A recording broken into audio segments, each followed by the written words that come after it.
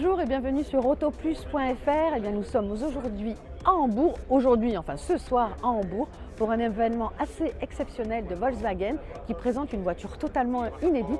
Venez voir, je vais vous le montrer.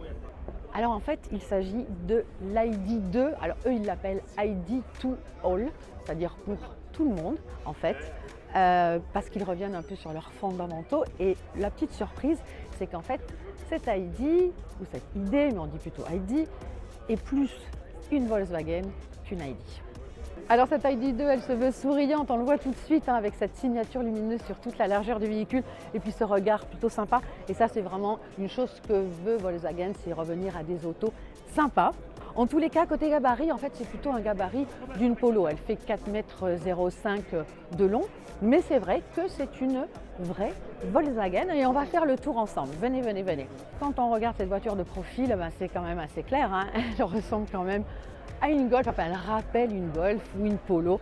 C'est vraiment les essentiels de la marque, les modèles emblématiques de Volkswagen. Et ça, c'est plutôt sympa.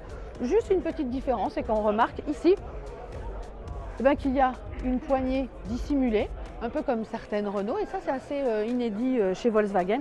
Mais sinon, pour le reste, ça fait vraiment un modèle assez basique de chez Volkswagen.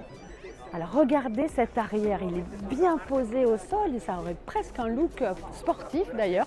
Et puis on retrouve ici ce bandeau lumineux. Vous avez remarqué, le petit logo lumineux, ça c'est quelque chose qui va arriver très prochainement. Ça sera d'ailleurs le Touareg qui va l'inaugurer. Mais sur les prochaines Volkswagen, on aura ce logo lumineux qui sera allumé puisque maintenant c'est autorisé par la législation en Europe. Mais c'est vrai que moi ce qui me marque vraiment, c'est les épaulements de cette voiture et qui lui donne vraiment un look très sympa. On est loin de ce qu'on a vu jusqu'ici dans la famille ID. Alors vous voyez, c'est une vraie berline, hein. C'est pas quelque chose qui ressemble un petit peu à un SUV sans vraiment vouloir l'être. Non, c'est une berline. Le gabarit, c'est celui à peu près d'une Polo, c'est 4,05 m pour une hauteur d'1,53 m. Alors cette nouveauté qui n'est pour l'instant qu'un concept, il va falloir attendre jusqu'à fin 2025 pour la voir arriver en version de série.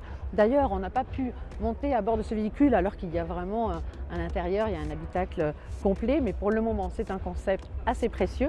Mais il faut quand même signaler que c'est un modèle qui arrivera sur le marché à un tarif quand même assez intéressant puisque normalement il devrait être fixé en dessous de 25 000 €.